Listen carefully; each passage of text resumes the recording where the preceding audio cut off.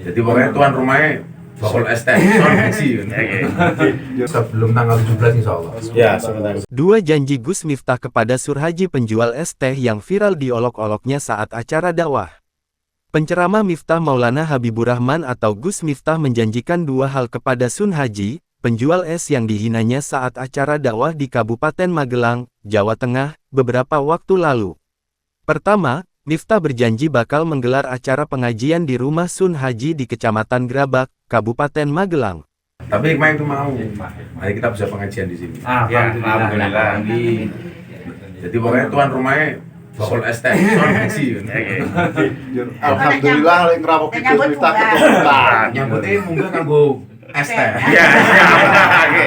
Bagi borong. Kan aku juga biasa bareng.